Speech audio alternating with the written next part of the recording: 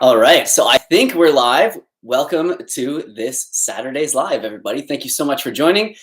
So it's going to be just a little bit awkward here until like the stream, until the chat catches up here. But yeah, hope you guys are all having a good day. Just got back in from a workout. I did a quick push day today. I only had about just under an hour until this live stream started. So I just powered through it. But you know what? Sometimes those are my best workouts. When I'm outside in my backyard working out, and I have unlimited time, sometimes I get a little bit distracted, as you guys probably know about me. Squirrels in the trees, bird feeder, the garden, and everything like that. So when I'm under a time limit, I know I can just I just get through it really quickly. So came back in, having a little post-workout smoothie.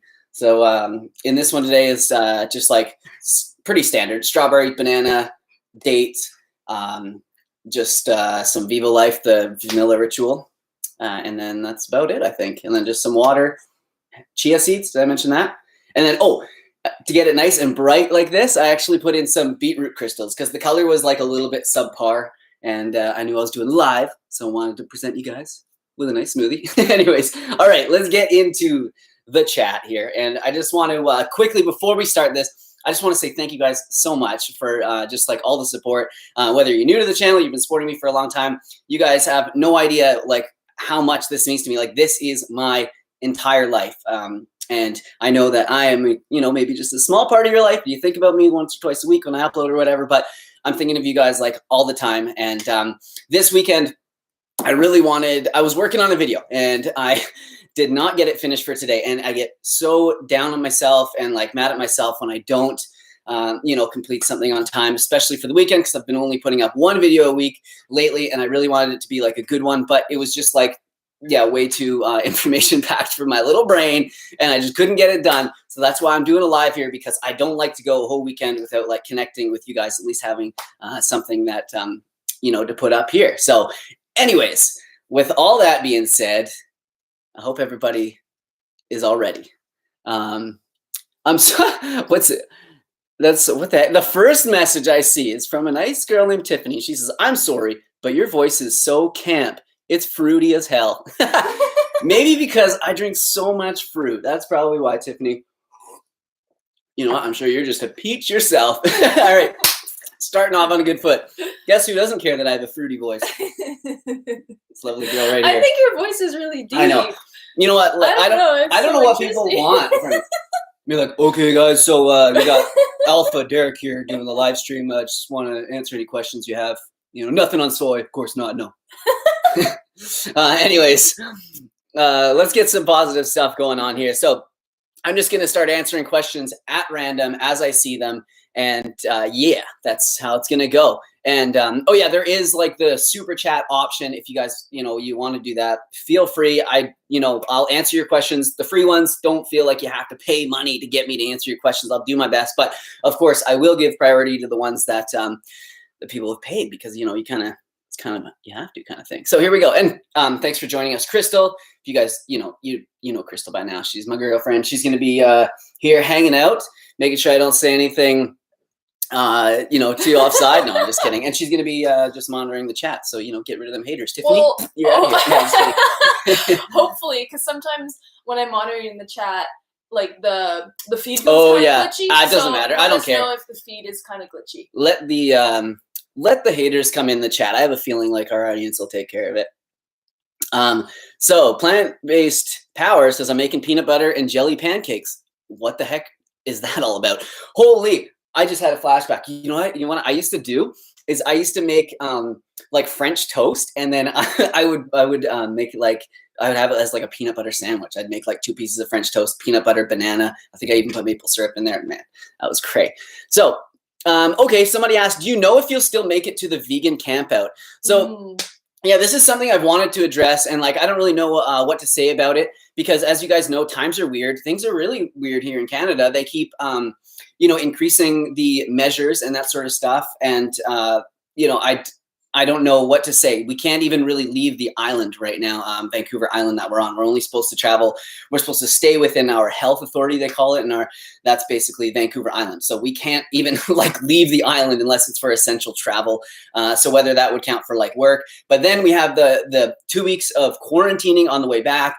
In Canada, they were doing, you have to stay 3 days in a more mandatory quarantine hotel, blah, blah, blah. So honestly, I don't know. I don't even know if it's going to happen in the UK. I don't know what it's going to look like. But I have wanted to, I wanted to tell everybody like that I'm, not going because, I just don't know if it's going to happen. But yeah, we don't want to bank on people showing up to see us when it's like we don't even know. When we don't know if we'll be exactly, yeah. So I've been talking to the organizers of it, and they're just kind of like, can you just like please hold off for a little bit longer because we really want you there. So yeah, for now it's up in the air. Anyways, so do you consume protein powder if you don't train? So yeah, some days I will, and some days I won't. And some days that I train, I'll have protein powder, and some days I train, I won't have it. It's not really like, it's not really a thing where it's like, I have to have protein because I trained, or I have to have it within an hour of working out. Like I love it in my smoothies, and it's great because it bumps up like, a super high carb smoothie to a high carb and high protein smoothie, which is really nice. But, it's more of like the cumulative amount of nutrients that you get. So it doesn't, if you can get it, enough protein by the end of the day, then you don't, have to consume protein powder. But for me, it's a really easy way to bump up, bump it up by 20 or 30 grams. So there we go. So let's get some more questions here. So best place to order Vivo for Canada, guys, right now. Unfortunately, you can't get anything. You can't get Vivo Life in Canada. They're really, I don't know. There was some weird stuff that started happening at the border. I've told this story a bunch of times, but anyways, they were holding on to the shipments. Vivo had nothing to do with it. People were getting mad at Vivo. They had to pull out from shipping to Canada for a little while. So they're really working on trying to get that back, but it's been years now. So I don't really know. I'm lucky because they send it to me and I can like jump through the hoops if I need to with like the border and customs brokers and all that sort of stuff. But anyways, let's get into some more interesting questions. So yeah, nowhere that you can get it in Canada right now. And you guys will be the first to know as soon as you can. Trust me, I will let everybody know, won't we? Yeah. This is an awesome channel. Thank you so much. I really do appreciate that. Sometimes I feel like it's not so awesome, but I do try my best. So we got a super chat. Wow, super generous. Again, you guys don't have to do this, but I really do appreciate it. And let's see what Jordan Wrigley has to say. Hello, love your vids and crystals too on her channel. I love how you explore movement and seem to just do what feels good. What is your advice for those trying to build that kind of practice? Right. So, okay, I got a couple things. For me, it has to be like fun and enjoyable. If it's hard, like, if you hate it, you're not going to do it. Right. So that's why for me, I just like love biking. I love exploring. Every once in a while, I'll get into like a little pattern of like running and I go out there and run for a bit. But yeah, that's, kind of the gist of it. But really you want to have a goal and you want to keep reminding yourself of that goal, and that will help you to, continue on the path that you're on. So if you, just keep reminding yourself. And also another thing is that the hardest thing, and I always say this, the hardest part is lacing up, right? Crystal's hardest part is just getting those shoes on, lacing them up and getting out the door. Once you do, it's like you're doing it. Like, you know that you're going to do it, right? So for me, that's the biggest part, right? It's just like lace up, get out there. That's going to be really a really hard part. And then if you, if you don't have access to a gym or you just want to start something really easy at home, just start with like some simple calisthenics. Start with doing, something really simple, like a little routine, maybe, 20 push-ups, 20 jumping jacks. I don't know, it's 20 like dips on on a couch like this. Just like something simple, and just start really small and then just keep building and working up. And I think a lot of people will get like roadblocks because they think like, okay, I got to get in the gym and I have to have a plan. I have to have all my supplements and I have to have all this, but don't wait until all your ducks are in line. Just like get moving. Right. So there's someone that keeps asking about your thoughts on tattoos. And I said that we'd answer it because it was like every second question. I saw that. What are my thoughts on tattoos? You're like, yeah, I don't know. I don't have any, obviously. And Crystal has some. And to be honest, I don't, I've been with her for so long, like, and same with like your nose ring. I just noticed it. Like, I don't see these things really anymore. Right. I forget sometimes I have it. I'm like, what's that dark thing on my arm? Oh my God. Oh yeah. But I think it's cool. I love anything that people are like passionate about. and that they have like the drive to go and take action to that. So let's and how they express themselves. And exactly. You tell me how I feel about it. You put those words in my mouth. Tell me more. How do I feel about that too? But no, that's exactly it. So I love it. I think it's great. But no sleeves in your future. No, I don't think so. I've never felt like, for a little while, there was one tattoo I wanted to get, and it was just after, oh God, I want to make me sad. No, okay. Well, anyways, I used to play soccer. My dad was my coach, and he passed away early, and I stopped playing after that. And I always wanted to get like soccer boots, like hanging up on a hook, because that's kind of like when I hung my boots up. Anyways, but didn't happen, and probably won't. So let's get some more love from London, Ontario. Very cool. Hello, everybody. So let's see. What else do we have? That's me who bombed that question. All right. Well, I hope you enjoyed the answer. So yeah, if you have some tattoos, cool. And I hope you like them. All right. So somebody says, this is a great one. I'm just starting my weight loss journey. I'm 6'3" at 300 pounds. Any advice or tips? Well, do you want to start this one, Crystal?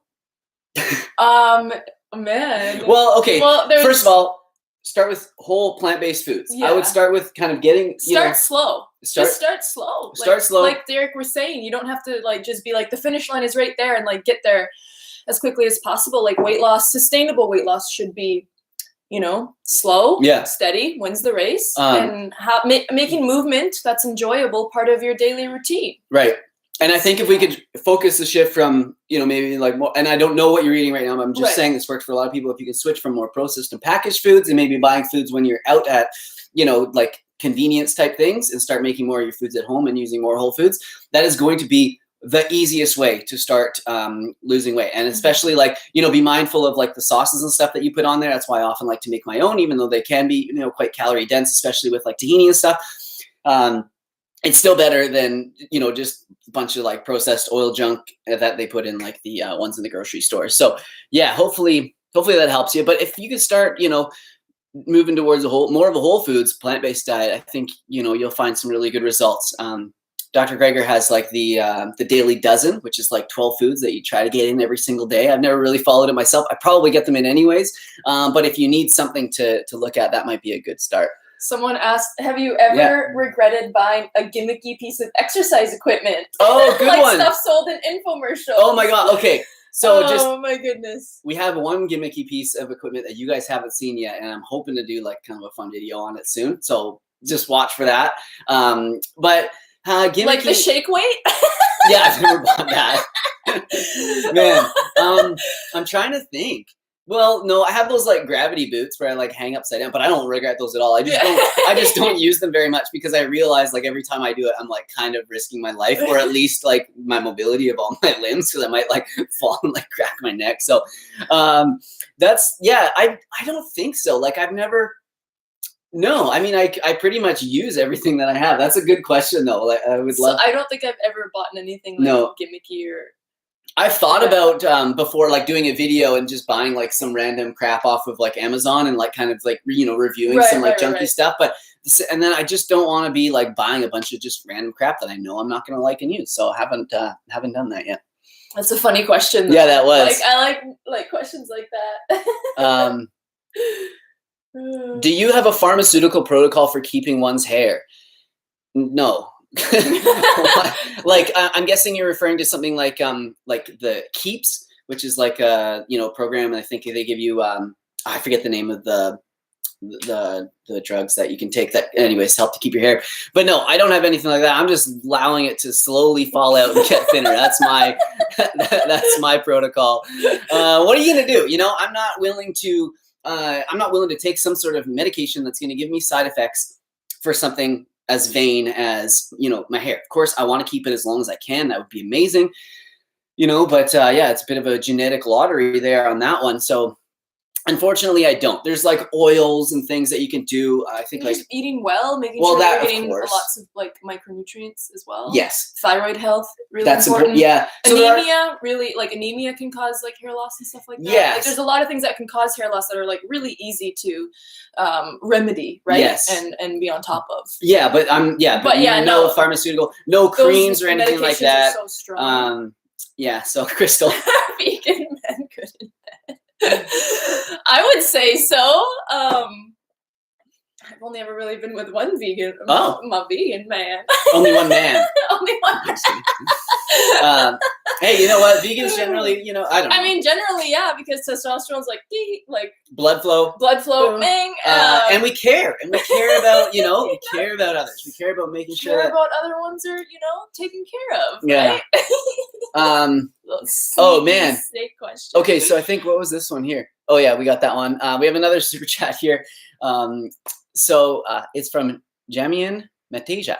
Hopefully I got your name right. Thank you for the super chat. The question is, Crystal, why don't you read this one?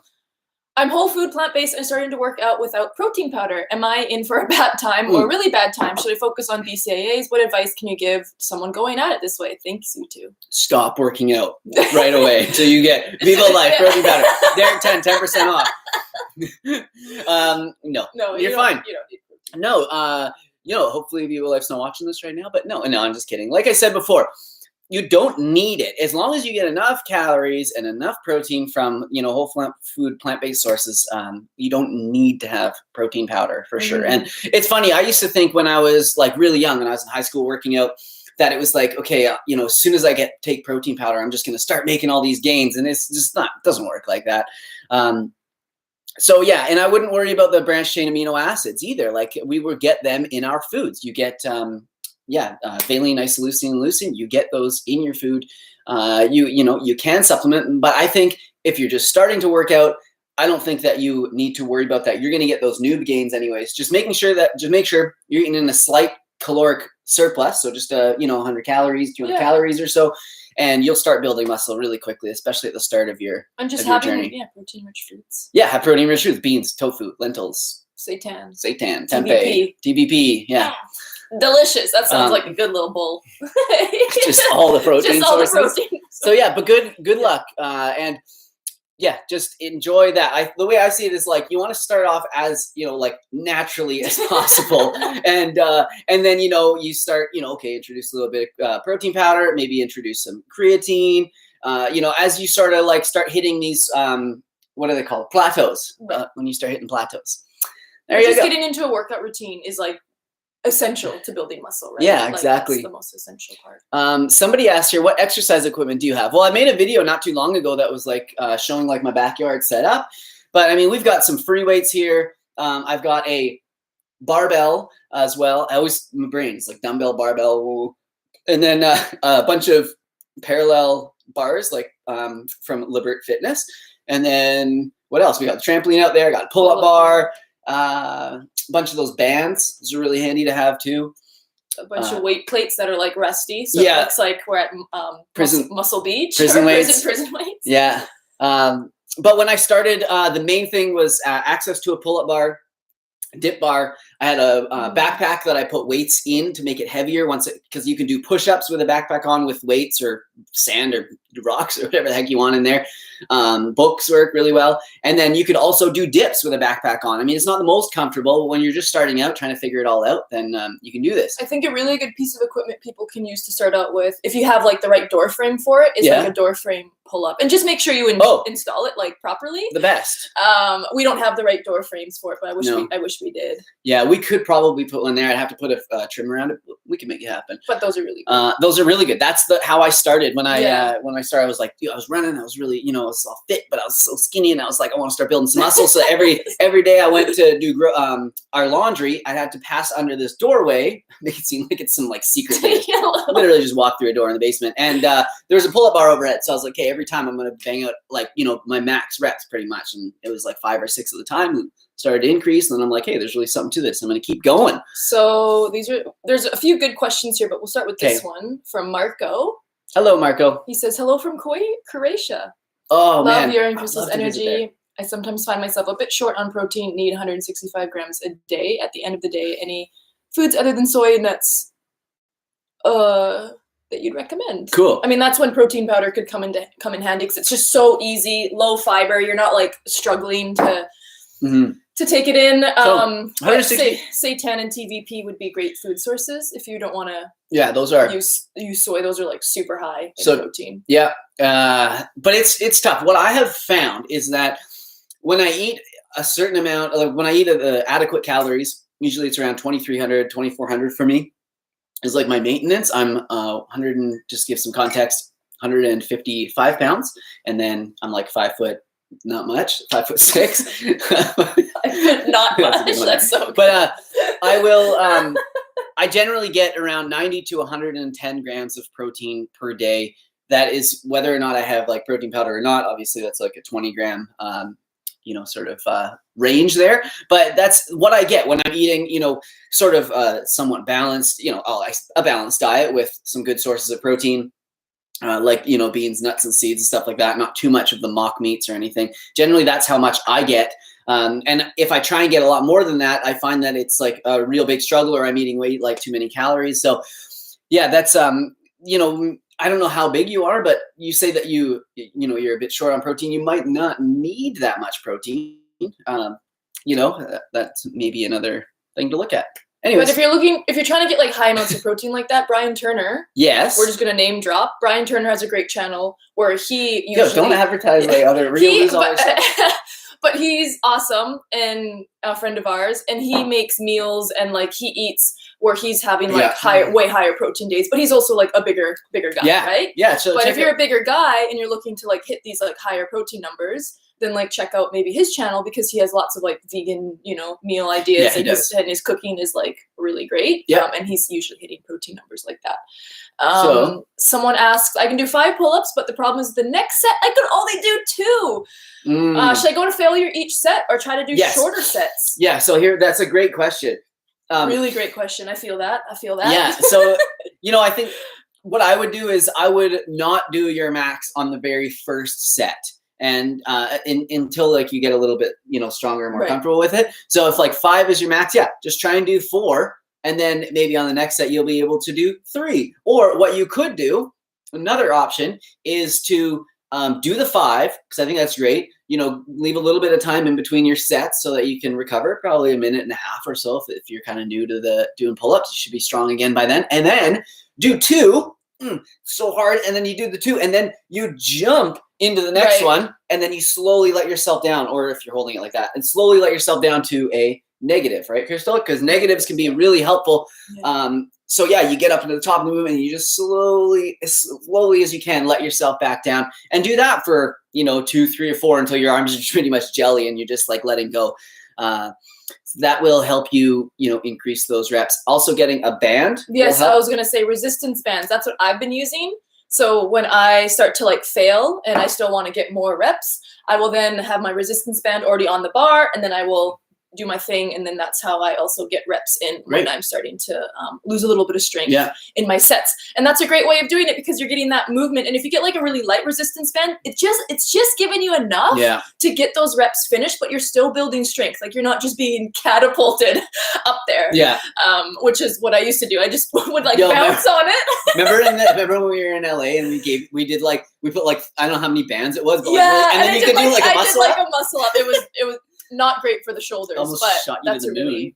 It's a really great way. And so great question. Hopefully that answer helped you. That's the best I got, and I think it will be really helpful. And you can use that for other things as well. Like I know for me, when I'm doing like pike push-ups, I'm not gonna do it, but I'm in that position. I'm doing the pike push-ups, and then once I get tired, I can't do any more like that. I'll sort of like alter the movement so that I'm doing more, so my butt's not as high and my back's a little lower. So I'm doing almost more of an incline push-up. And that allows me to get 2, 3, 4 out. Man, you really got to, exhaust these muscles. So Alex asks, he's like, been vegan for 2 years. Nice. Watching live in the UK. Yeah. Hello. Cheers. With my workout bro. Oh, hello, workout bro. How can I convince him to go vegan? Oh, man. Sometimes you just got to lead by example. Yeah. That's like really. Yeah. And like force people. No. Unless you just cook them really good food and then they're just eating all that food all the time.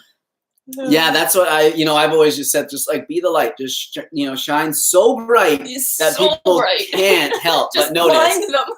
And if they have to, they can put on sunglasses or turn away. But that's my whole thing, right? And it worked. Like when we first went vegan, there was not a lot of pushback, but it was like we go to family dinners. People were like, that's weird. My parents were. Mom was like, oh, you through with this phase yet, sort of thing. And I was like, I was like, no, I'm gonna show you guys. Like this is the way. And I was just like, boom, every family dinner. Tons of like good food I'd bring, like bright stuff. We'd all be energetic and having a good time, sharing it with everyone. And, and that was the same working out. I'm like, going to show people that you can build muscle and eat vegan. I just kept doing that. And all of a sudden people around me in my life, were like, hey, I want a bit of that. How do you actually do that? And then my mom's plant-based and a lot of my friends are asking me about it and are more plant-based. So baby steps too, baby steps too. I mean, like one plant-based meal a day, such a great start, right? Like breakfast, boom, oatmeal, fruit, nuts, seeds. Yeah. Plant-based start to the day. And then you just go from there. And I mean, see what he has to, and ask him what he has to lose, just maybe even just try it out for a few weeks. The bacon, the steaks, the cheese, it'll all be there when you get back. Yeah. Or not get back. If you want to go. It's like taking like some vegan like cruise ship or something. Stick them on a vegan cruise ship. I can't wait to get back. This is a really great question. Jack asks, hey, I recently got into Joey Carbstrong's video on vegan activism and saw a comment from you. Are you a regular follower of his, and have you gotten involved into similar activism yourself? Oh, you guys don't know my other channel. No. Simnett activism. That'd be sweet. Not a lot to do around here though in Parksville. Yeah, we live in a town where it's just not, but also emotionally it's very difficult to do activism. Yeah. And that's why I feel like a little bit removed. Like I love people that do that kind of work because we need those activists out there, but it's emotionally draining, and it's really difficult. Yeah. Very difficult. I don't think we understand how difficult it is. So Joey. No. So yeah, I love Joey Carbstrong, Earthling Ed, all the guys that are doing that. There was a Humane Hancock, his name was. I used to watch him as well. He's really like calm, clear, concise message as well. I'm not promoting 100% of what all these people say. I don't know everything that they say, but from what I've seen, I really enjoy it. And it's like, these have helped me so much. Like you watch these videos where they talk about how to talk to your family and friends and stuff about it. And it's just like really, really helpful stuff. And yeah, they do amazing work. The way I see it, I don't do, any activism like that, but I do activism like this. And every day I'm getting messages, tons of messages, not tons, got a handful of messages. Okay, I happen once, no. But I get messages from people that are like, hey, I just stumbled upon you, wasn't even interested in veganism, or hey, you came up in YouTube and, now I'm vegan. I didn't even know how it happened, all this stuff. So it's like, boom. Like we all do activism. We all do activism. In all areas of our life, no matter what we eat or how we conduct ourselves, we're all just kind of doing activism. Exactly. And I always say that there's like, different people need to hear a certain message, right? And a lot of people, they'll hear somebody like Joey or whoever trying to show you this like picture of this like video of an animal getting killed or whatever. And at least I know when I was younger, I'd be like, I know that is just some isolated, or I think, but at the time I thought I knew, some isolated case. It doesn't actually happen like that. It's probably in some third world country, probably blah, blah, blah. And I'd make up all these excuses. So I wasn't really receptive to that. But then, when I was an athlete and I started, I found out about like Rich Roll and all these people, and I was like, hey, wait a second, there might be, something to this. And that's how I kind of found it. And I think that there's, like we all play a key role in this huge puzzle. We're a little piece in this big puzzle. And, I think it's great, obviously, to have those people out there and just mad respect to them. So we might pronounce your name wrong, but it's Owner. He is writing from Turkey, which is really cool. Yeah, hello, it's cool. Amazing. We're in Canada right now. Like, how cool is this? Thanks for the awesome recipes and great energy. I'm vegan and confused about the label reading part, especially the part that says may contain, which is interesting because we covered this in a video recently. Yeah. And so if it says may contain, that means that it's not actually part of the ingredients, but it was maybe assembled in a facility that has animal products or nuts, if they say that, or shellfish or whatever. It could be on the same assembly line, could just be in the same factory. So generally, those, I would consider those to be fine. And I eat them. It's only if the ingredients say it does contain, milk ingredients or whatever, then of course that is not vegan. Almost, most processed foods that you find are going to say that. May contain because it's for allergy reasons and stuff too. Yeah, it is. Yeah, exactly. They just have to disclose that. So it's not something I worry too much about. And if you do, then just eat whole foods. You don't have to worry. Just wanted to say thank you to Alexandro. Thank you for everything. Well, thank you for everything. That's really kind. Man, you guys spending your hard-earned money just to say thanks. It's like the most heartwarming thing. So Fiona has an interesting question. She says, iron in your what I eat in a days are always show 100% of the RDA. Your calories are high due to your activity level, and women's RDA is usually higher, and pregnant women 3 times as much. So any advice to meet those needs? So if you are having trouble meeting your iron needs or pregnant and wanting to meet your iron needs, especially on a vegan diet, you could always just talk to a dietitian. There's really great dietitians like on Instagram that I've connected with. I think her name is a vegan prenatal nutritionist. Her name's Maya. And this is like what she does. And it's amazing looking at her content because she talks about this. This is definitely like not really my specialty, to be honest, No. But I think the other thing to remember is that Derek's RDIs are based on like his height or his weight and also his calorie amounts, right? RDIs are the same for everybody. Oh, are they? Yeah, they're not specific. In Chronometer, you can punch in like specific ones. Like my calories are going to be, but everybody has the same. Not for iron. For that's women, what she mentioned. It's higher. That's what she did mention. Iron. Yes. Okay. Yeah. So you're right. Not everybody has the exact same RDIs. Thank you. Specific situations, pregnancy and that sort of stuff. Yeah. So what should we say? In certain situations, I don't think. If your iron's low, first of all, supplementation shouldn't be overlooked because it can be really difficult to bring your iron levels up on just with food if you're deficient. So that just getting that out of the way. Don't be ashamed. Don't be scared to supplement because it's not a vegan specific problem. There's lots of iron deficiency out there. Right. Come to think of it, like almost every girl I dated in my teens, which was only like a couple.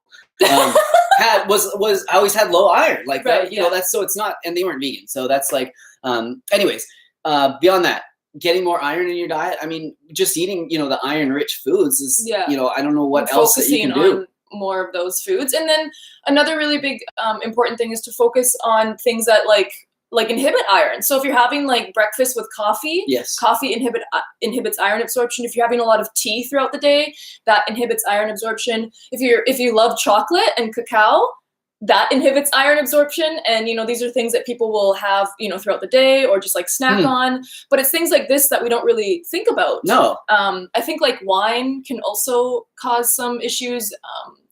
There's certain foods. So it's just really important that if you are low in iron, that you're making sure that you're like avoiding any iron inhibitors as well and looking towards having more iron, but also things that help boost iron, like vitamin C. What sort of foods can we eat? And beta-carotene rich foods, which is like in anything. Did you not watch my last video from last week or the week before? And garlic and onions. Thank you. So making foods with like garlic and onions and stuff like that. So focusing on that is really important, and just realizing that Chronometer, sometimes it's really easy to get really fixated on the numbers, but it really also depends on how you feel and stuff like that. And iron is something that your body very tightly regulates. Like if you eat a bunch of iron, it doesn't mean that your body's going to absorb all that iron. Your body just very tightly regulates it. So thinking about that as well is really important, and not getting kind of caught up, really basing it how you feel and how your numbers are. If that makes sense. Right. Yeah. So I didn't mean to throw you off with the RDIs, because you're totally right on that. But I just find it interesting that most of the RDIs are for you're going to have the same amount of, you should get the same amount of vitamin A for a woman who's 5'2", 120 pounds. That's what I was saying. Versus a guy that's 300 pounds, right? It's kind of ridiculous, the RDIs. So you can't really base your RDIs off of how Derek eats or whatever, or that kind of thing. They've made them so that there's a huge contingency built into them as well, and they've also taken into account absorption as well, which I've so often iron is higher because you're not absorbing as much. Yeah. So it's super high because they want to make sure that people are trying to aim for that, rather than having 1 milligram a day or something. So get tested for your iron. Always good to get tested. Yeah. Just monitor it. And check your iron, because maybe you don't need to be eating 3 times the RDI or whatever. You might our iron levels might be okay. So just a little super chat from Joe Ensley says, "You're doing great on the channel. Thank you. Loads of helpful info, but also done in an approachable way." That's so nice. That's what I try to do. Yeah, sometimes I feel like I don't give enough info, but then when I do these like really information-packed videos, I'm like, man, this is so boring. Like, how does anyone gonna watch this? I always try to find a balance. So I appreciate that kind comment. They ask, any tips on struggling with anorexia, doing whole foods, plant? Orthorexia, different. Okay, thank you. Yeah. Yes, I was a little bit more worried than I am now. It's a little easier. Any tips on struggling? The mouse cursor was over top of it. Any tips on struggling with orthorexia, doing whole foods, plant-based? Find myself being hard on myself, slipping up. Yeah. So, yeah, this is an interesting thing because there's the whole like, you know, the orthorexia like label, but then there's also just like caring about like what you eat and wanting to eat healthy, right? So you know, like you just have to, man, how can I you can. This is a really great question. And I think it's really, really important to understand that orthorexia is like an obsession with healthy eating. Okay. So when people are orthorexic, they are like legitimately scared of certain foods because they're scared of either, you know, weight gain or health conditions. It's an obsession. And so, you know, like any eating disorder, it can be like a control thing, right? And I think it's really important to, you know, to differentiate like orthorexic habits with healthy eating, because those two, you know, so oftentimes can overlap, but they are two very different things. Like orthorexia is like a condition that people will struggle with. So if you're struggling with that, obviously getting help and talking to someone about these like food fears and these issues. But if you're finding that, you know, you want to eat as healthy as possible, but you're slipping up, like it's okay to have like more of a balance. Like whole food plant-based is a great way to eat, like if that's the base of your nutrition, but it's so great to be able to have, you know, snacks that are enjoyable or just meals that are enjoyable, that are balanced. And if you're not having like a balance in your diet, then you can feel like you're like slipping up, when in reality, maybe you just need, you know, more calories or need more wiggle room with how you are eating.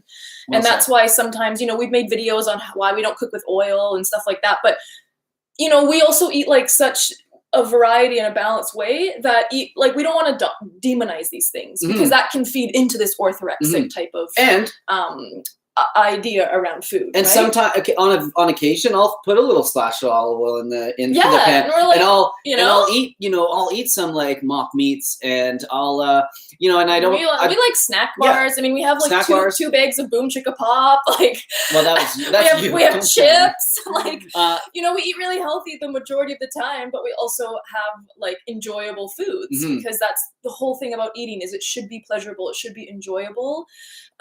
It's the consistency that matters, not the little like, you know, not the little treats here and there, not what you do on your birthday or whatever. So hopefully that answers it. But I definitely recommend if you're struggling with orthorexia, which can be really, really difficult, talking to like a professional about it, and just diving deep into why this is like coming up and that kind of thing. Cool. Thanks, Crystal. Always such valuable info. Polo G asks. It's a good name, Polo G. I like it. Thoughts on lean bulking versus a bigger surplus, and how much weights do you lift in comparison to calisthenics? And you should come to Vancouver after COVID. Yeah, trust me, we are dying to do something. Like, and this island gets pretty small pretty quick. Yeah, so 3 questions there. Lean bulking versus a bigger surplus. For me, I just like, okay, when you're a natural athlete, you can only put on so much muscle. And after your first, you know, year or 2 years of putting on that like 15 to 25 pounds, depending on how big you are and how hard you work, of sort of, you know, newbie gains, after that, you know, you're lucky to get a pound or 2 pounds a year. Like, my body has hardly changed in the last few years. Maybe I should lean bulk. No, I'm just kidding. But, you know, I don't think it's worth it. At least for me, I haven't found it to be, because we can only turn so much of those calories into muscle. A lot of it is going to turn into fat, and then you just have to put so much work in to get rid of that, to reveal that like small incremental bit of muscle that you've gained. So for me, I like to just stay, you know, around my maintenance, or in a, you know, maybe a slight surplus. I don't really know. I don't track all the time. I just make sure that I'm eating, you know, enough that I'm not hungry at the end of the day, and that I don't feel my strength going down. And when I want to lean out, you know, I just kind of reduce my calories a little bit. But I know in the winter, I tend to eat a little bit more, lift a little heavier. So, you know, that I kind of naturally bulk then as well. So yeah, hopefully that answers it. There was one more part to that question. Oh, calisthenics versus weights. So the calisthenics, I probably do maybe about half and half, I would say. But some of my calisthenics is going to be weighted as well. So hopefully that still counts, because I mean, technically calisthenics is only body weight. So yeah, I don't know. But I usually what I'll do is I'll start my workouts with this tougher calisthenics routines, or movements. Like today, for instance, was a push day. So I did like handstand push-ups against the wall at first, because those are super hard. But I know once I tire out from that and I need variation, I can go do like pike push-ups, which I did, which are a little bit easier. And then if I want to still do even like more overhead presses, then I'll grab some like 25-pound dumbbells and put them up over top. The same thing as well. Today I did a whole bunch of like dips, weighted dips, and like tucked planche dips as well. And then after that, I went and grabbed some weights, and I did like some bench press with the weights, just to kind of like, I don't know, just to kind of round it out. So usually I'll do the tougher calisthenics things first. Yeah. So we missed it, but Helena Bivar? Yes. What did she ask? She asked about vitamin. Oh my goodness, now I've lost it. Now I'm going to find it again. She asked about vitamin E. And so she says that she sometimes is low on vitamin E and RDIs. Yeah. But then she also kind of mentioned that she only eats like 1,380 calories. So she's meeting all her RDIs on that, except for like vitamin E. Right. And she likes to have nuts versus seeds I don't, of course, check with your doctor, but like you're probably fine. Mango's a really good source of vitamin E. But yeah, vitamin E is one that I don't always hit 100% of the RDI on either. So that's probably the one, actually, as far as, other than like B12 and vitamin D, which we can supplement easily. That is kind of a harder one. So yeah, mango, really good source, nuts and seeds. But I know, and remembering what I said, like if you're a smaller woman and you're trying to get the same amount, you're trying to reach this RDI that maybe somebody, male who's 200 pounds is reaching, then, you might not need to have as much as that. We have to remember that these RDIs are set for 95% of the population with some contingency built in. So yeah, just like keep that in mind. So sorry, I missed the super chat. We try and see them all. I don't know how these. I don't know. It didn't pop up, and now I'm having trouble finding it on here. So we got it. Hopefully. So it's another one from Rebecca. Hi from Sweden. Wow, Sweden. We want to visit there, or I do at least. I'd love to go there. Oh, of course, we got a phone call. Wow. Did that kick us off? Oh no.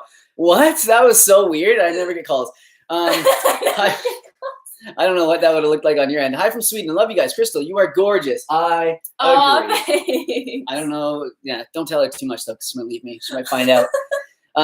Tips for raising healthy vegan kids. Which minerals and vitamins from food should I focus on the most? Do they have to take extra vitamins? Ooh, I wish I knew more about this. Yeah, I read it and I was like, we're not experts. So I definitely think talking to a dietitian or something that specializes in like plant-based kids nutrition is. I know that they need more fats. Important. Young kids. More fats. Definitely more fats, because it's young kids have small stomachs. They don't like to eat a lot, and they also have a ton of brain development happening. So you definitely want to feed them more fats than somebody who is eating a maybe high carb, low fat sort of diet is. So yeah, definitely lots of fats. I don't think it's going to be much different. I mean, a child is just a small, human. Like we just need the same sort of nutrients. So yeah, I really wish that I could answer a little bit better on this. I feel like it's going to be one of those things where I'm like, shoot, I should have said all this afterwards, but we'll just hand it over to the professionals, because I follow someone on Instagram who actually, this is like her specialty is vegan kids nutrition. So if you go on to vegankidsnutrition.com,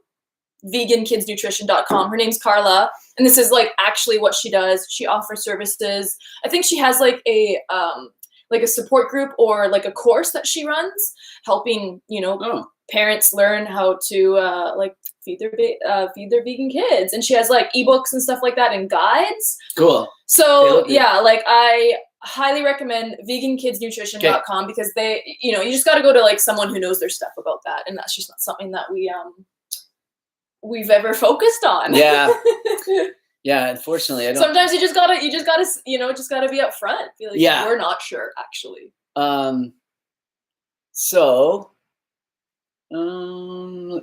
Let's see. Okay, Derek, can we get a scooter update? Any plans to upgrade to a bigger motorcycle? Don't encourage. So I have to get a motorcycle. Yeah, I have like a little scooter, like a little 50cc. It's actually got a bigger motor in it, but don't tell the government because I don't have to pay. I don't have to have a motorcycle license for it. But I love this thing. I just like bomb around town if I have to pick up some groceries. I just like rip around. It's like so good on gas. It is a 2-stroke, so it's a little smoky, but really good on gas.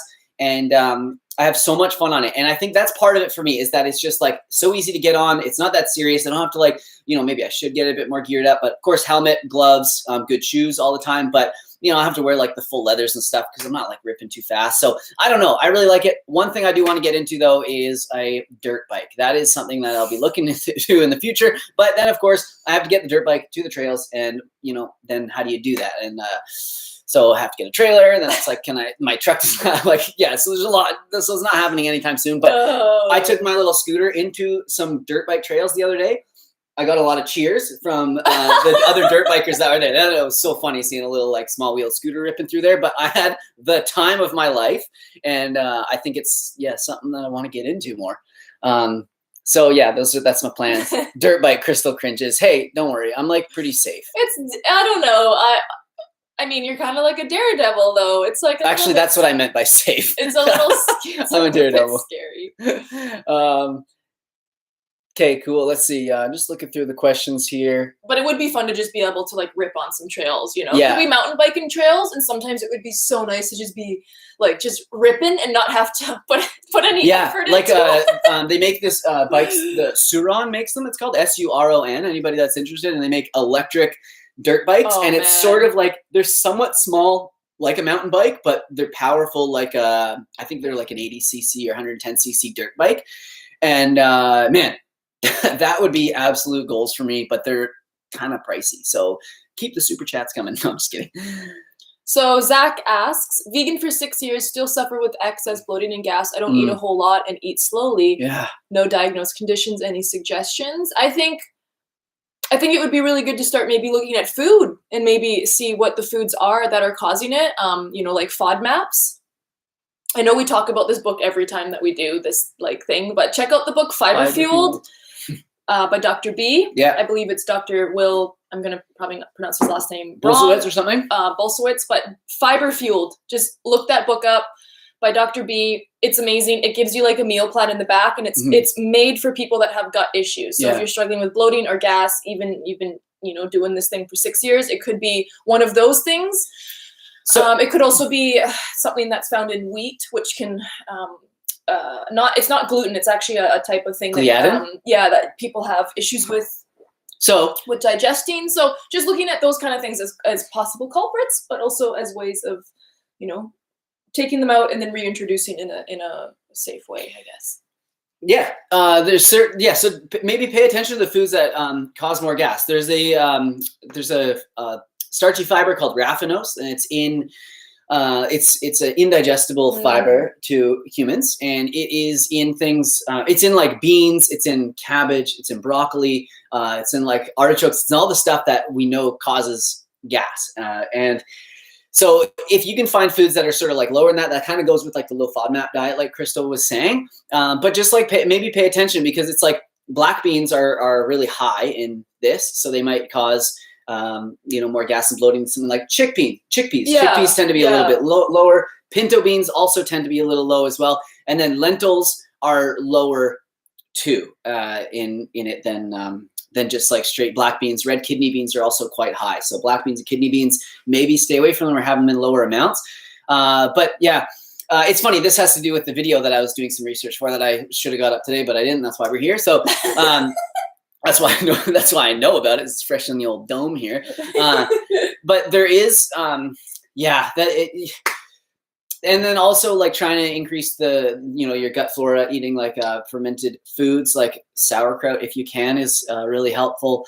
Somebody was asking about probiotics in the comments as well. I honestly don't know about probiotics. Like I know about them, but of course. You're like, what are those? But I don't, I just don't have there's so many strains. Yeah. I think in the future, I think what we're going to see is a more tactile and custom approach to people, because I think that's already happening. Oh, okay. Well, I mean, it's going to become more common where you can go somewhere and be like, what are the strains I need? And they'll kind of give you what you need. Yeah, because as it is right now, we're just, they're just generic sort of the strains. And of course, the strains that we, lactobacillus and all those sort of things that we need most in our body. But yeah, I mean, everyone's so different. So this like kind of blanket approach, I just don't know.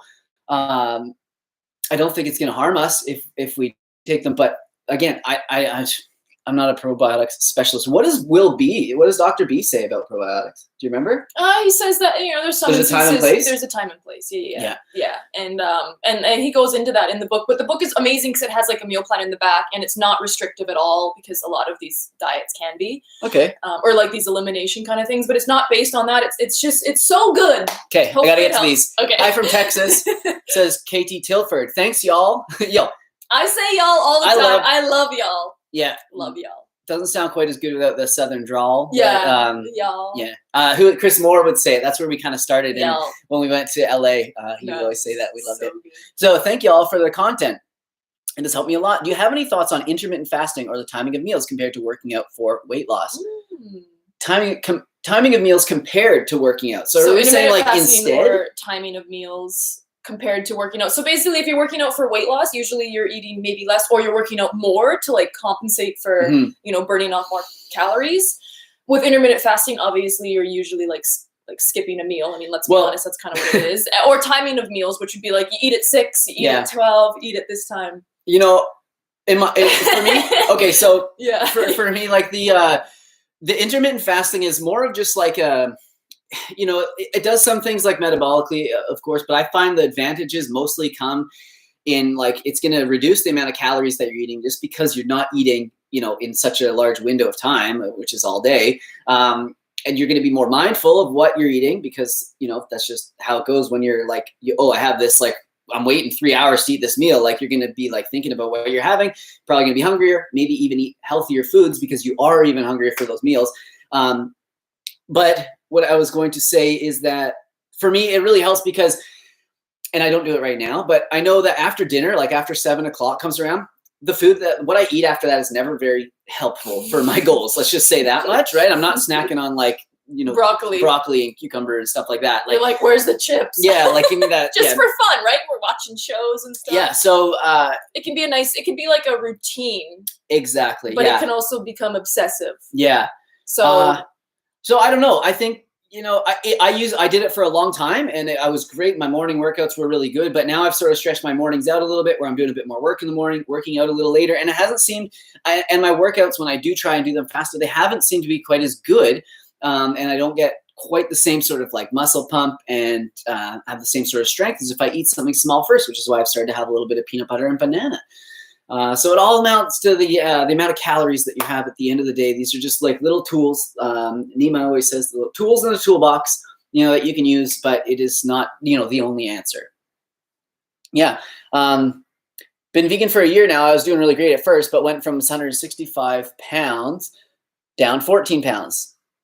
I think. Then COVID hit. I got really lazy and I've been doing frozen and quick vegan foods. And then it goes, I've lost around 55 pounds. Oh. And I'm losing way too much weight. Now I'm way too skinny at about 115, which is skinny. Like, for 5'5". How can I gain healthy weight within a couple months, at least to get my back to healthy weight? Okay. Think like up the fats, right? That's a really easy way because we know that there's 9 calories per gram of fat. There's only 4 calories per gram of protein and carbs. So that's going to be a lot more dense source of calories. So, get in those avocados, those nuts, those seeds. He says he's been trying to eat healthy fats, but not much help. So okay.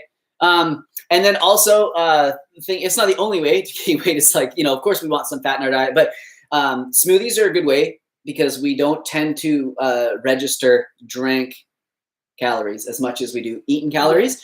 So then a lot of the time, like, after a smoothie, I could probably eat again afterwards, but I'm like, no, I know I've had enough nutrition, so I got to just go on with my day sort of thing. And I'm not like ravenously hungry, but, that would be a way to do it. Like have your smoothie and then boom, have a little peanut butter and banana sandwich after something. Just, you got to get in 1 extra meal at least per day. Try to do that or a big snack. You're going to say something. I was going to say one other thing before I forget, but I already have. So you go. Oh. You might remember it. Yeah, when I'm talking. So I was gonna say that when you get like lazy or whatever that means for people, it can be really easy to like not be doing a lot of stuff, and then your appetite will naturally decrease because you're not like expending a lot of energy. And I know I've been in, you know, situations like this myself, and what has helped is getting back into a routine of like moving my body, because that will actually like boost your appetite. So then you're like, holy crap, I'm so hungry. Yes. And then you're just like wanting to eat a bunch. Sometimes it can be counterproductive because, you know, moving your body will burn some calories. And obviously if you're in like a situation where you're losing weight, a lot of people are like, well, you shouldn't do that. You should just like I think it's a good point. And just eat. No, it's a good But it's really good hard to force feed yourself. Yeah. And so if you're actively like moving your body, you know, just going for walks, or, you know, what helped me was doing some resistance training, because it burns some calories, but not a lot compared to like HIIT or cardio. Right. You're building a little bit of muscle, but you're hungry. Like your body's like, yo, I need more food. And that has really helped. Good point. So yeah, boost that appetite up by doing more things. And yeah. One thing I was going to say is really helpful is like, along with like smoothies, blending foods and like mashing them. And I know it sounds like baby food, but for me, like I know, for instance, like a can of beans, if I just like dump a can of plain beans on like a salad, it's like really hard for me to get through. But I could easily take 2 cans of beans, throw it into the blender with some garlic powder, some onion powder, maybe a couple tomatoes or some salsa is like such a great way to season them. And then saute that, make kind of like refried beans, and I could eat so much more, right? So yeah, just find ways that you can kind of, you know, get those calories in. Dang, hopefully that that helps. Good luck. Yeah, much love. For 6 years, I was vegan. This is from James. James Alexis. First year, I downgraded to junk eating vegetarian. Okay, it's fine. Months ago, I found your channel, and I was inspired. I'm back, vegan, shredded, and happy. Shredded. Yes. So that's cool. That's what I like to hear. I actually did this in a reverse fashion to you. Because when I went vegan like 10, 11, whatever years ago now, there was not a lot of very good vegan options on the shelf. So I was like, I'm just going to eat all the whole foods. Just get lean as heck. That's all there was. Now it's like, oh gosh. And now we have that pizza. Yeah, it's like every time we go to the grocery store, there's like a new vegan product. And of course, like my marketing brain goes, well, you know, if I don't buy it, I don't support it. We're probably never going to see it on the shelf. So we got to try it at least once. Nah. I hear you. Like I said before, you know, we most of the time whole food, plant-based, and then I just have little sprinklings of little fun things here and there. So we have another question from Helena. Oh, thanks. She says, I really enjoy peanut butter and chia seeds with my breakfast and snacks. Is there any evidence of high cholesterol from whole plant, high-fat foods? Well, chia seeds actually can help, I believe, help lower cholesterol. I mean, flax seeds definitely can, and I don't see how chia seeds would be much different, having a very similar composition. One thing to note, though, if you're having whole chia seeds, you might want to grind them first because, and this was part of my video too that was supposed to go up today, so I probably don't have to do this video anymore, right? Chia seeds, there was a study that was done on women, and they took a group and they gave them ground chia seeds, and they gave the other group unground chia seeds, and they found that the ones who were eating unground chia seeds had no changes in their levels of ALA or EPA in their blood, but the ones that were eating the ground chia seeds had significant increases. So grind them if you want to absorb it well. It's not that I think chia seeds are beneficial if we do eat them unground, but I don't think that we should eat them dry because they soak up so much moisture. If you think about that, having a bunch of those in your stomach, it's just going to like, you know, take a whole bunch of moisture to rehydrate them. Then you have to digest them. So make sure, I would try and have them ground. Have it with lots of water. Yeah, but the question was like the high fat foods raising cholesterol levels. So there's no cholesterol obviously in vegan foods because cholesterol comes from animals. But if you're having like a lot of food that is very high in saturated fat, we know that saturated fat can potentially cause like an increase in cholesterol. Yeah. So any fat. If you eat too much of any fat, they can. But saturated fat, like especially, yeah. So like plant-based fats are like obviously really good, but if you're like constantly having like a lot of like coconut oil and stuff, which is usually considered like a health food, but it has been shown to reduce and increase cholesterol. So I wouldn't really necessarily like worry about it unless you get your cholesterol levels checked and they're like off the charts. Then you're just going to be like, what is going on? You could have genetically high cholesterol levels, but plant foods typically not in the same kind of way, but you know, They can. We just had our cholesterol tested and it was pretty good. I mean, we could have like, if we really wanted to be like ultra healthy, we could have like probably slightly lower cholesterol, but yeah, why? Like, I don't know. I feel like we're all healthy. We're in like the good range. Like it is what it is. I think if chia seeds are soaked for a long enough time, you'll get the same benefits as having them ground. You'll certainly want your flax seeds to be ground.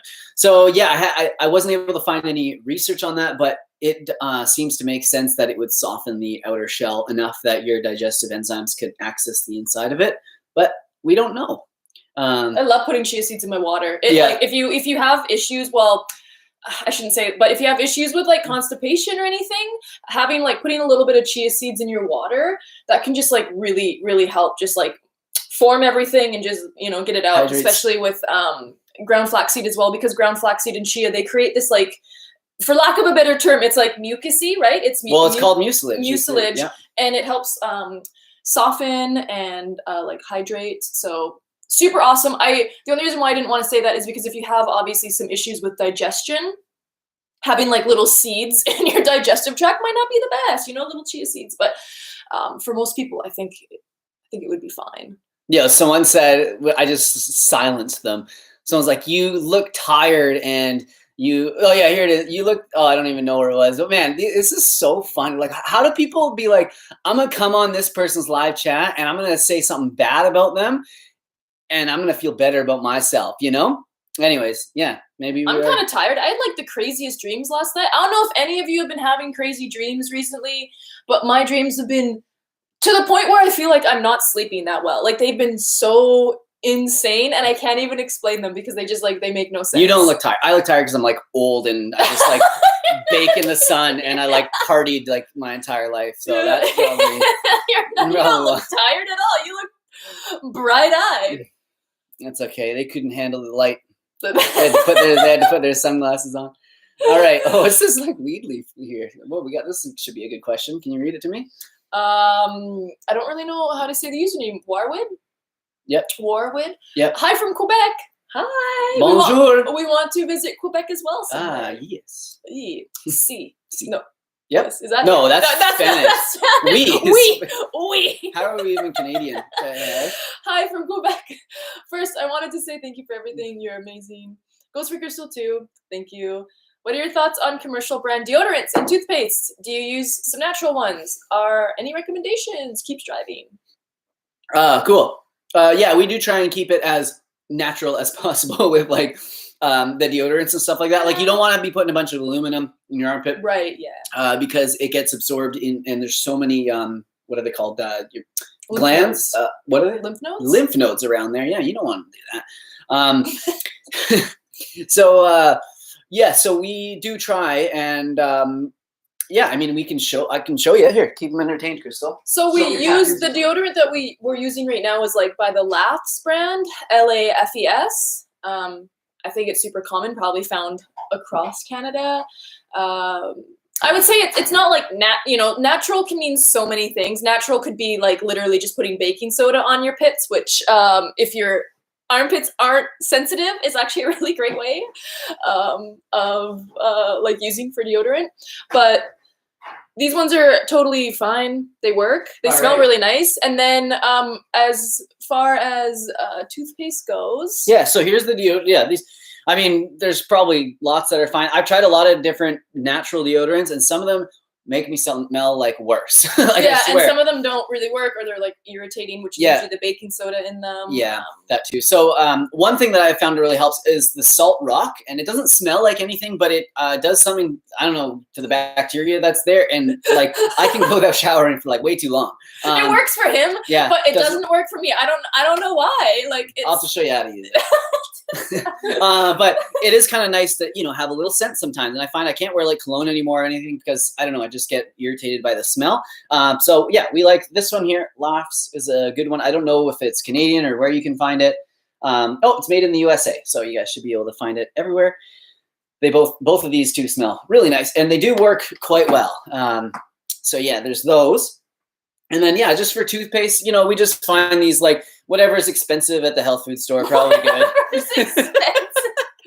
No, I'm just kidding. But yeah, so this is what we have. This one's actually kind of neat because it contains a It contains calcium hydroxyapatite, which is something that they've been using in other countries for a long time to help with tooth health and repair and remineralization. But it's only started to come to North America here recently, as far as I know, or at least Canada. So that's kind of cool. Yeah, there's also nanohydroxyapatite. They use that in Japan a lot, and haven't been able to find it here. There's a very expensive one online that you can buy, but haven't tried it yet. But my teeth, they're okay. And then this one too, just like, yeah, Jason Power Smile. This one's spicy AF. But yeah, they're both, that's kind of what we use, just kind of keep it natural. And as far as brushing your teeth, one of the best pieces of information I got, what is it? Brush, the gums. No, okay, gums, that longer, not harder. Longer, not harder. Longer, not harder. I'm like, I brush my teeth so hard, my toothbrushes get like mad. Yeah, one day, Joe's toothbrush looks like a friggin' 20-year-old broom. It's unbelievable. So yeah, brush them soft, because apparently I've been just doing it wrong my whole life. Yeah. Do you hate your enamel? Do you hate your enamel? Brush your teeth really hard. Anyways, so there you go, Warwood. Thank you so much, man. I do want to say, I also, you didn't grab it, but I like to, I don't know why we have so much different toothpaste. I think we just kind of randomly try different things. I just grabbed it. I do like to use the Tom's Natural, which are not natural. It actually has fluoride. So Tom's makes ones that have fluoride free. These ones are fluoride free. Yeah. But I actually prefer toothpaste that has a little bit of fluoride. So Tom's is more natural, but it has fluoride in it. So if you're looking for something like that, I don't know. She hates her pineal gland. But like my teeth look good. Like my teeth like love it. Yeah. I don't know. Natural toothpaste used them for so long, but like my teeth. Something really important is like rinsing after you have like fruit and stuff like that. Don't brush because it does soften your enamel. So you don't want to brush right after you have a smoothie. You want to rinse. Okay, next question. Oh, Justin, man, thank you so much. Like, just a really generous super chat just to say you're amazing with a cute little emoji. Thank you so much, Justin. Not sure where in the world you are, man, but I hope you're having a good weekend wherever it is. And from Carl as well. Thank you. So cool. Thank you, guys.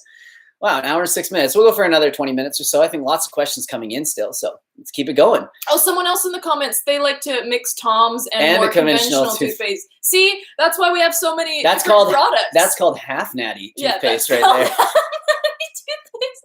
I don't feel so bad for having like 3 different toothpastes in the house now. Oh, so funny. Most people use way more toothpaste than they need. You only need a tiny bead. Yeah, what's funny is probably use too much. If you remember those commercials from back in the day, like they always used to do that one that strip that was like that perfect like little thing, but it covered the whole toothbrush. Yeah. And this person's right, man. Smart marketing though. Hey, they're just like, okay, here, just squeeze out half the tube of the toothpaste and then come back and buy more. You putting these back right now? I'm just gonna use these back. Oh, Crystal's going to use the washroom, so she's cleaning up at the same time.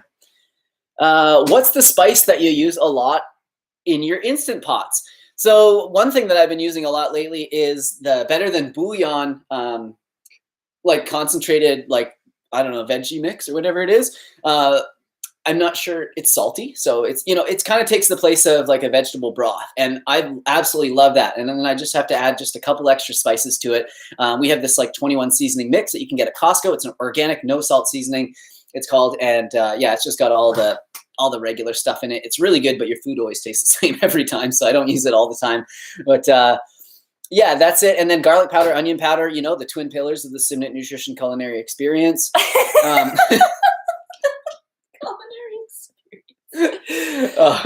We were thinking of making a video, like the 5 spices I like to use, or like the 10 spices I like to use, or whatever. Cause and then it's like 2 of them are just like garlic and onion powder, and it's like all of them are like all of them are just some iteration of garlic or onion. It's like flaked onion, onion powder, real onion, dehydrated onion. Someone here says, "Don't forget to floss." Yes. I don't. Yeah. Just the worst feeling. Also, wanted to just note, we tried a bunch of different natural floss, because you can buy like natural floss. Yeah. Not great. It busts. It doesn't work as well. So don't be fooled. Natural floss doesn't really work. We have it because I want to like use it up, but man, it's I know. It's just not as good as the other stuff, which is probably made from like plastic or something. I don't know. Man, some fun questions in here. How do you get your calcium being vegan? Yeah, good question. So, yeah, calcium can be a kind of a not a hard one to get, but it can be hard to hit your RDIs. So soy milk. Yeah, I mean that soy milk, stuff, dark greens, dark leafy greens are some of the best sources. Also, like broccoli. Sure, have too. Yeah, you're right. Beans as well have some calcium. Yeah, but you know what? There's something to be said, and it's kind of interesting if you look into the RDI of calcium and you look into how much different populations eat around the world. There are some populations that eat far less calcium than us. Like I'm talking like 500 milligrams on average per day, 500, 650 milligrams on average per day. And they have lower rates of bone fracture than we do. And so, you know, and I'm talking about here in North America where the RDI as a gram is 1,000 milligrams. So there's a lot more to bone health than just eating lots of calcium. And of course, calcium does other things as well. There's this, helps with like electrolyte balance and a billion different things that I don't know about myself. I'm not a freaking microbiologist, but so like I'm not telling you not to eat a bunch of it, this person, but yeah, if you're not hitting that 1,000 milligrams every day, however, you are resistance training, you're exercising, you're walking, creating some stimulation for your bones to actually get stronger, and then having adequate vitamin D as well is all going to lead to healthy bones. So it's not something that I'm overly worried about, but hopefully that answers your question, how we get on a vegan diet. Someone got a membership to Costco just recently. Yeah, they have a lot of good vegan stuff. But man, we have our routine so dialed when we go. Crystal's all business when she goes there. First of all, I can't even really talk to her, but it's just like no. But we just we just know exactly. We know every single vegan item and where it is. Hey. Yeah, but we go through like every aisle just to make sure because they don't tell you when they have new stuff. And sometimes it's like a treasure hunt. You have to look for it. But yeah, I don't know. Grocery shopping's fun, but it's not like the funnest. So it's I don't want to be in the grocery store for like hours. My mom, oh my god, used to go grocery shopping with like my parents or my mom, and I felt like we were in the store for hours. Did you ever feel like that when you would go grocery shopping with your mom? So I don't know. No, I don't remember that. I'm like, I know what I need. I don't want to be in here. But I'm the opposite. I'm hours, and Derek's I lollygag. I go find the guitar as soon as we get into Costco, and I like try and play it, even though it's always out of tune. I don't know how to tune it. You're always like looking around, talking to people. Someone said there's a red spice that you always use. I'm not too sure. Maybe paprika? It could be paprika, smoked paprika. It could be curry powder, but I think you would remember that one. I can't think of a red spice that I always use. Anyways, if I think about it, I'll let you know. Oh, any chance that the avocado top will be in your shop again? Yeah, I'm not too sure what's happened with that. If they stop, I'm not sure why it got stopped being made, but we'll check it out because that's sure is freaking fire. I actually never got one myself. You should. And I need to revamp like all of the Simnett Nutrition line.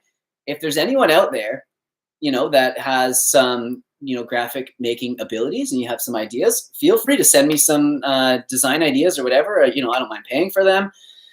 Working out a deal, whatever it is, holla at your boy. Cause I'd really love to get just some just new, some new merch, some really cool, just some cool stuff. Yeah.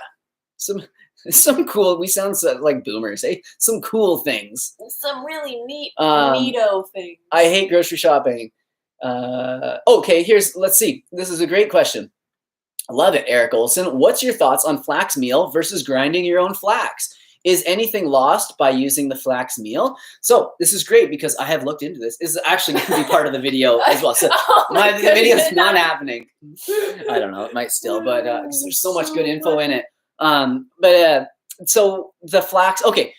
So no, flax can be ground, actually milled and stored for, I think it was like up to a year at room temperature with no changes in omega content. And you can go on theflaxcouncil.ca and they have that study listed there. That's where I found it. So there's, if it's more convenient for you to buy it like milled, then definitely do that.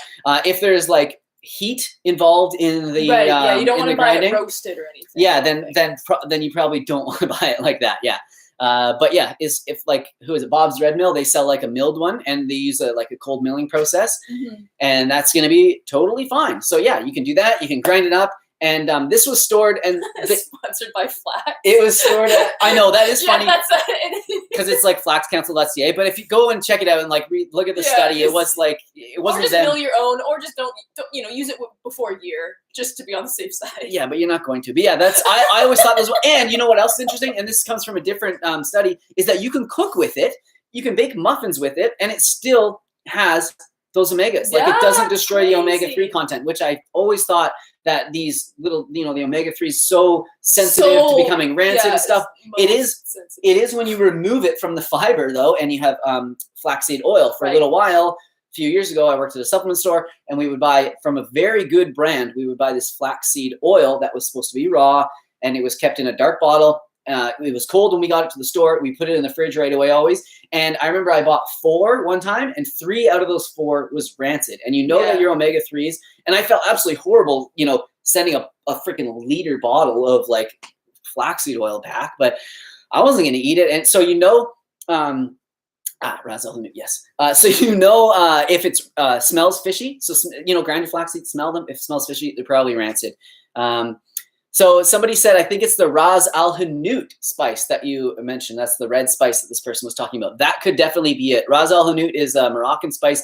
It's really like super warming, and I don't even know how. It's sort of like how curry is just that like all-encompassing taste. It's like that, but different. It's so good. Wow. Let's get some more questions going. Can we take L-carnitine empty stomach before morning cardio? I'm not sure. I don't know much about L-carnitine. That's one of those amino acids that you get in meat, and you can supplement it. I'm not sure about it. I've never looked into it before. L-carnitine. I mean, if it hurts your stomach, then but if it doesn't, then probably.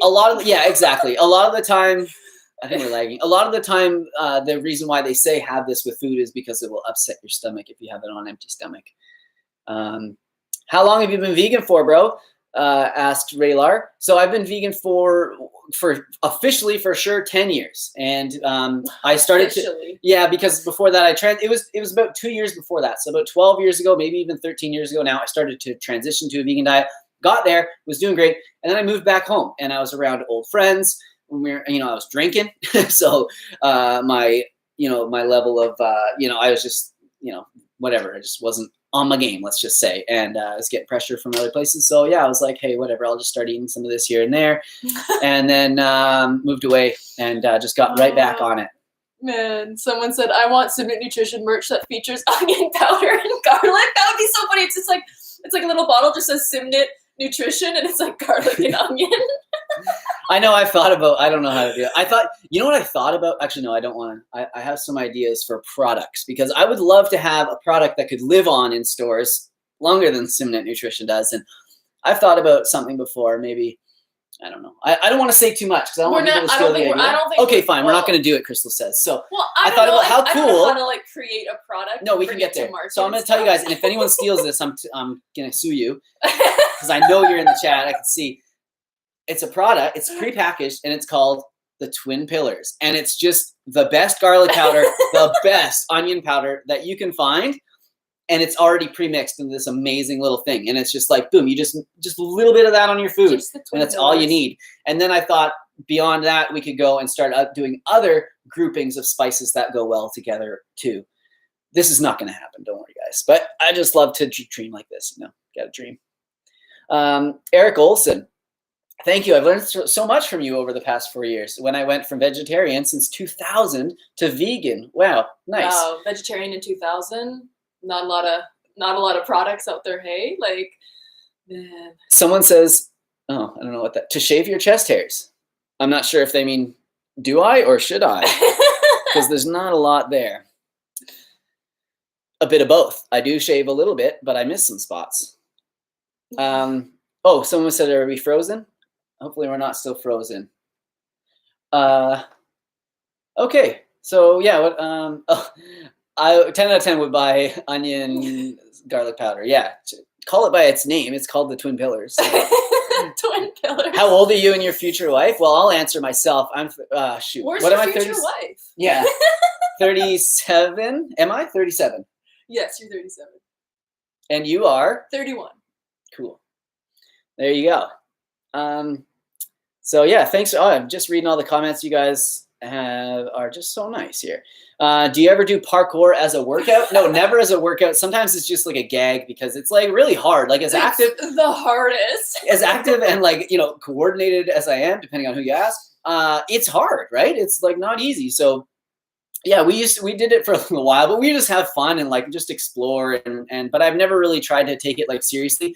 I would, if there was like a group of people around here that did it, I would absolutely love to join because that is like right up my street. I think you would be able to do it, like doing flips and stuff. You have like the body awareness where you could do it really well. But yeah, around here. What beet crystals do I use? So the beet crystals that I use are from a company called Salus. I think they also go by Flora. I don't know what the official name is. Seems sus. No, they're super. They're really, quite a reputable company. And beetroot crystals are different than beetroot powder because beetroot crystals, what they do is they juice the beets and then they take the juice and dehydrate it. So you're left with no fiber. And usually we want fiber in the diet, you know, but sometimes with supplements we don't, especially when we want to absorb quickly and, you know, taste amazing, which beet crystals do. They're much sweeter than beetroot powder, which can be like very earthy and bitter tasting. Beetroot crystals, I'm just letting you know, if you guys do get your hands on them, you sprinkle a little bit on top of some sweet potato. Baked sweet potato is so fire. They're kind of, and they're almost like those, what are those things that used to crackle in your mouth when you were a kid? Oh, like pop rocks? Pop rocks, yeah, they're kind of like that. Is that what it is? Yeah, like pop candy, I think they probably could make pop rocks out of beet crystals. Maybe That'd be amazing. But anyways, yeah, that's what I use. But they both work. Crystal, can we get a skin routine video? Why not from me? Yeah, maybe one day. My skin routine's like really, it's not that fun. It's kind of just like basic. I don't know. It looks pretty fun when you come out at night and it's just like shiny. Yeah, if you don't look like a glazed donut, then you're not doing skincare. I'm just like, whoa, right? It's like reflecting the like sun off your face here. I'm just like, the moisture. I am moisture. Moisture is me. Someone asked if I meditate. You know what? Thanks for the reminder. Probably should. I got into such a good routine where I was like waking up. I wanted to say early, but let's just leave it at waking up and then doing a little stretch, doing a little meditation, and then getting on with my day. And it was amazing. And I fell off of that. And life's still great, but it's not as good. So I'm going to get back to doing that.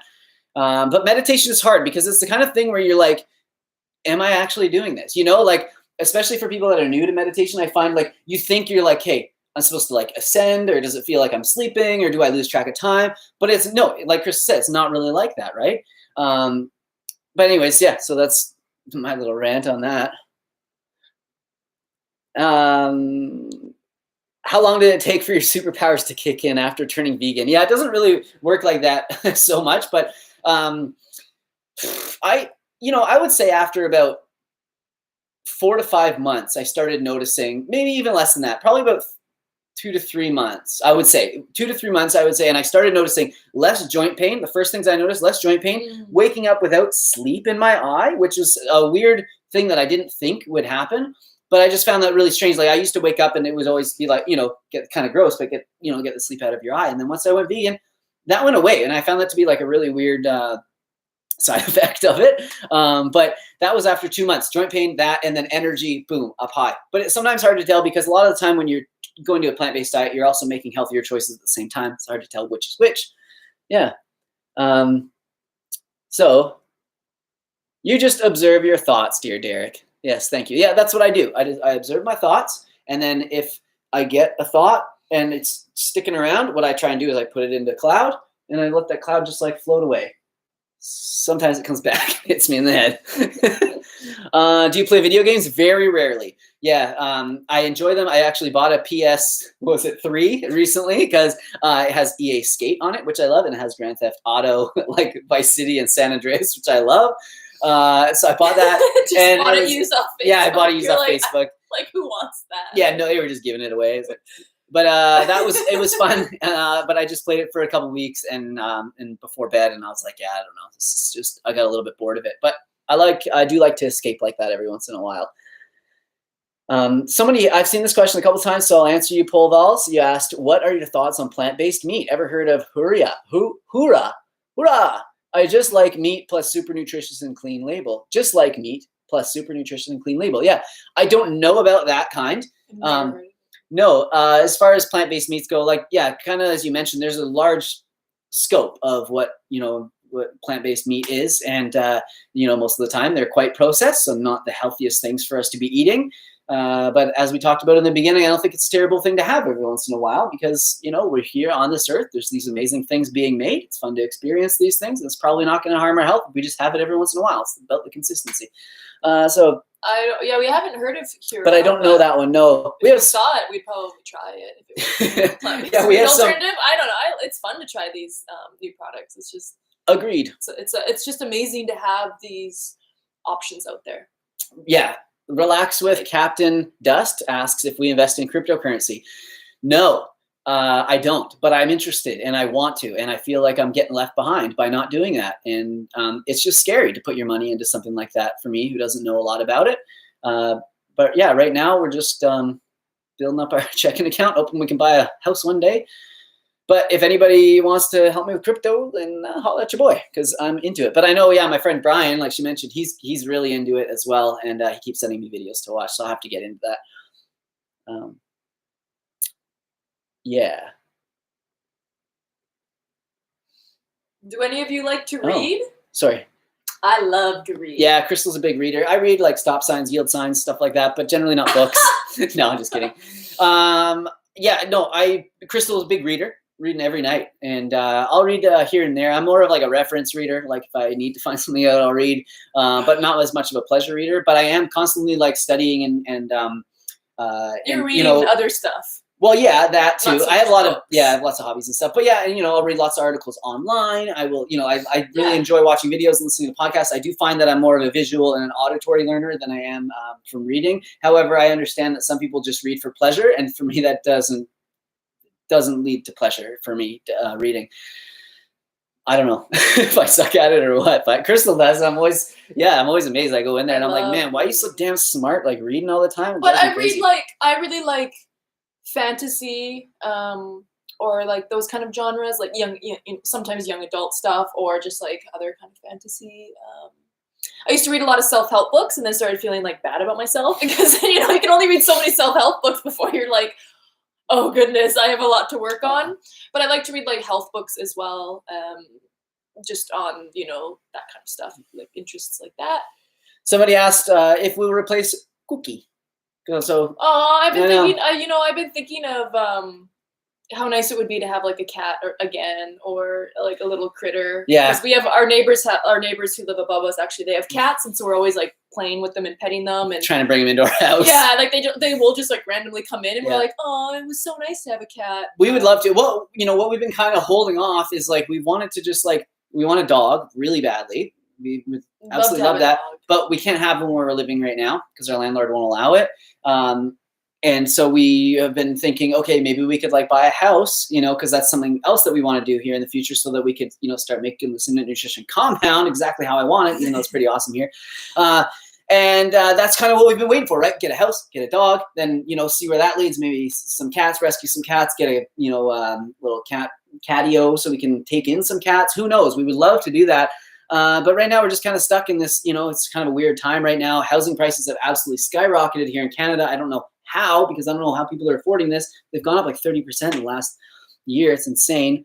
So yeah, as far as Coco, we would love to. We bike around our neighborhood all the time and like pet cats, and we know a couple that look like Coco, and it's like always kind of nice to see them. A little sad too. But sometimes there's a little bit of like, you get flashbacks of like what it was like to have a sick animal, and that was really hard for us. Like we really struggled when we lost both of our cats. Like it was really difficult. So sometimes like inviting an animal into your life too, it's so easy to just be like, oh my God, like we're not going to have them for. No, that is hard. Forever. And you get so attached. You forget that love that you build through the years will eventually, has to be balanced out in pain and sadness and mourning and sorrow when that animal passed away. And so easy to forget that. Like Coco, it rocked our world when Coco passed away. No, I can't even. We did not see that coming. It was, he was so young. So moving on, my dog has been sick lately. Oh man, sorry about that. See, it's I know. You just never know. And then also with the pandemic and stuff like that, the good thing is that a lot of animals have been adopted. Yeah. So if you go to the the local SPCA here, it's not as easy to find like a cat to adopt or even dogs, because they get adopted so quickly, and so we're just not really in that like position to really do that quite yet, because it's a little bit more difficult. But we'd love to adopt, and that's kind of we always think about that. Any more questions? We can wrap it up. Yeah, let's see. Any more questions? Someone. I mean, this segues in. Someone asked, "Is it ethical to feed dogs and cats a vegan diet?" I mean, dogs are omnivores, and I think that you could appropriately plan a diet for them. I've known dogs that have eaten a plant-based diet. With cats, cats are carnivores, and so for me, I don't really think that like just because I'm vegan, I don't know if I would want if it's like. For me personally, my opinion, like we did not feed Coco or our cats vegan food. We fed them meat-based food because they're carnivores. Like that's what they eat. And there's a lot of things you have to kind of like watch with vegan cats. But I know that people will always say, well, you can get vegan cat food. Yeah, and it'll be supplemented with taurine, and someone will have vegan cats and they're like really healthy. But yeah. You know what I'm excited for? I'm not 100% on that. I'm excited for lab-grown meat, and not for this guy, but for cats and pets. I think that's like such a great idea for that. That's why I'm really excited about it. I have no desire to bite into a bloody, and that's the thing. It's like that would be amazing. And then we can progress and get rid of like this like terrible animal byproduct industry and stuff like that. But that is something that you support when you get a cat. So that's another reason why it's like, if we get a cat, then you're again supporting industries that you don't really like necessarily want to support, obviously. So someone here says, do you plan to share your awesome bird bath this summer? That's so funny. That is a stretch, because what I did was I just like cement. I dug a hole in the ground, and then I just put cement in there, and then I fill it up with water every day, make sure that's clean. But with the cats around, it's kind of like it's a bit of a bird bath. It's a bit of a bait bath too. So but we haven't had any of the cats locally catch the birds, so that's good. But I don't know. I'll show you guys a little bit. Yeah, for sure. I want to get like a bird feeder or a bird bath that's like up off the ground. I think they deserve that by now. Now I feed random squirrels and cats. That's amazing. I love that. My skin. Okay, here we'll answer a couple more questions. Hour and a half, and we probably cut off in the next 10 minutes or so. But man, so many of you guys still here. It's been about 500 people for this whole thing. This is incredible. Peter Fisher asks. My skin got worse with stress and being vegan. Should you supplement zinc? Does zinc even help with skin? So yeah, it definitely can. Yeah, it's really great for skin. Definitely can help with skin for sure. Depends on what acne you're struggling with. Berberine can also help with skin, because it's like naturally helps with the like bacteria that causes acne. But if you're having acne from like stress or not eating properly or issues with blood sugar issues can cause acne. Mm-hmm. Topical stuff can cause acne. There's a lot of things that can cause acne. So finding the root cause is obviously going to be the best thing, rather than just kind of like trying to just supplement your way out of it. But zinc can be really helpful. One thing for acne that I just want to note is I always just like to mention this, and a lot of you guys know this already, but when new vegans mention that the vegan diet may have given them acne, or they've noticed it more now, B12 can bring on acne in a large percent of people. I think it's about 10% of people can have that problems when they take large doses of B12. And a lot of people, when they switch to a plant-based diet, they've never been supplementing B12 in their life, although maybe some people probably should have been, but they hear that you could become deficient on a vegan diet. So they start taking that 1,000 micrograms of B12 every day, and then they find that they get some acne. And you could be one of those people. I know for me, right away, I get acne around like my chin and around like this kind of area here right away from as soon as I take 2 or 3 days of like a higher dose of B12, it happens. So as you guys remember, my levels were actually kind of low on my last blood test. So I've been trying my best, and I try and like ride that line of like not getting acne from it, but bringing my levels up. And I find that smaller doses more consistently is better than a large dose at one time for that. But anyways, yeah, hopefully maybe, it gives you some clues there. So Gerardo Pacheco, Gerardo Pacheco, thank you for the more than generous super chat. Like, you guys are so nice. Someone asked, have you have you ever considered doing improv comedy? Oh my gosh. Great at it. I think that would be good, eh? I think you would be really good. Like, Derek, I find that you're really, really funny. I mean, you're always really funny. But when we go out to like grocery stores or anywhere where there's like, you can have like social commentary on like how people act or how how like society is, it's like fire. Like, honestly, going grocery shopping with you is like kind of like a comedy act because you're so funny. Yeah, I don't know. Or just like out anywhere in public. It's just, this guy has the humor. Yeah, I'm just funny on occasion, but not like just, when I have to be. Like, so what's the deal with broccoli? But you could be, I think. Hey, have a great weekend, Nat McCallum. Thank you very much. Back to you as well. Thanks for the super chat. Man, that's really funny. I really like the band Wilco. Do you like that band? I've heard of them. I remember not disliking them. I remember someone showing me here, and I was like, hey, not bad, but I don't remember what it sounds like. I'll have to check it out. 4 or 5. He already spoke about fasting. Yeah. Cool. All right. I think it's been an hour and 35. Yeah. What do you guys think about intermittent farting? That's funny. Gas is normal. Some amount of gas is normal. Yeah. You guys have awesome energy, and it's apparent that you love what you do. I truly like watching your videos and learn a lot. Been vegan 18 plus years, vegetarian for 20. Peace and love. Wow. We got a veteran on our hands still watching us. That's amazing. I think. Yeah, we're pretty much done. I think we're just getting like, where do I get my clothes from?